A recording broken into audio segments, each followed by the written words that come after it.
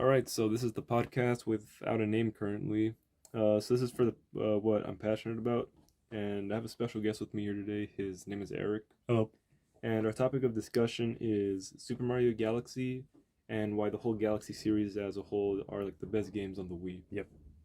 So you and I have played both games extensively. Yeah, we both can agree that they're really good games. Yeah, and we could agree that they're probably the best games on the Wii. I feel like a lot of people kind of dismiss Mario games. They kind of just see them as little kids games. Like you run to the end, jump on Goomba, collect coins. Like they kind of follow the same formula through through most games. Yeah, a lot of them see them as boring. You just got grass, you got underground, you got water, desert, and sky. But I feel like Galaxy kind of breaks from the mold because you're in space. So they have much more creative freedom. Right, to create these more complex levels and yeah, stuff. because since you're traveling to galaxies, there's basically whatever you can come up with. It's full of imagination. It's feasible. It's feasible. You got Toy Time Galaxy. You're in a kid's bedroom and you're trying to fight off a giant toy.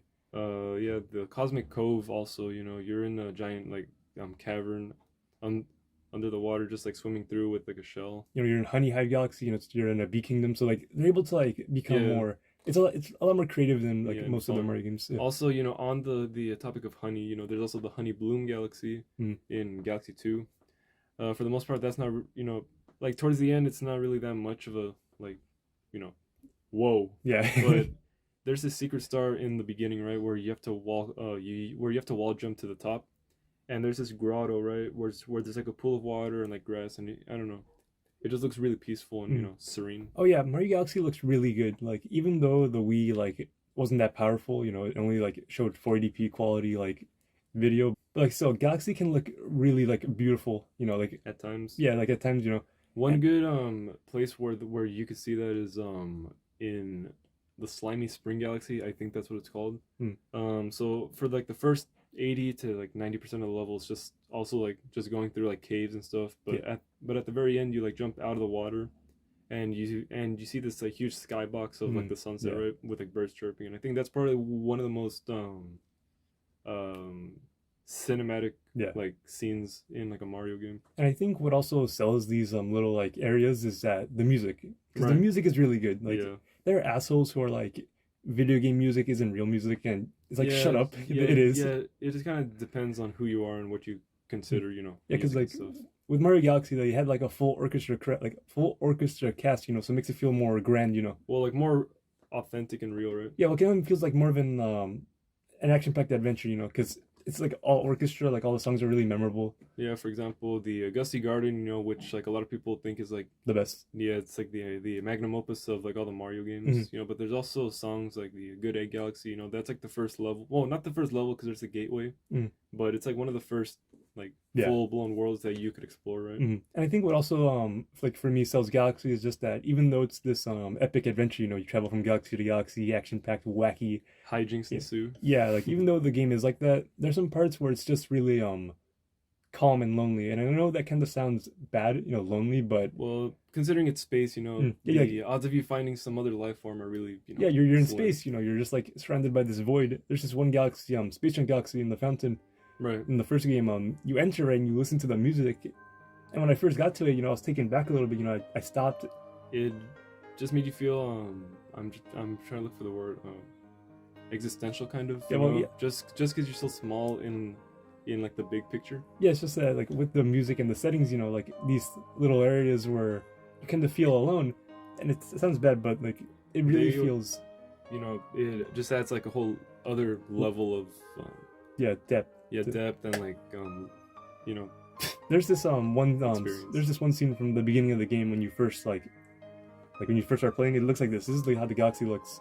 And you see it. Yeah, it's that small planetoid. Yeah, it zooms out and you just see this little planet, right? It's just surrounded by empty, the atmosphere, and it looks like the Earth, but I can't tell because it has the sun's reflection on it. Yeah, so. No, it's just light. It might be water or something. I don't know. It's just so peaceful, and when I play video games, when I play video games, I like to be immersed into them, So right. I don't think I've ever felt this way about a game like Galaxy, because with Galaxy, I'm able to just kind of forget about what's going on. Yeah, what's going on in the world, and just kind of focus on the game. Yeah, and just you just play, just like pure childlike wonder whenever I play. Like even though I've already beaten the game. Yeah, like, yeah. I mean, even though we've like beaten the game, you know, quite a few times already, I can go back into it and just like be amazed by all the scenery, you know, and all the like texture and like the details put into it. Like for me, it's pure bliss whenever I play. Right. It's, you know, and you know, we also have to talk about the library. oh yeah, so yeah.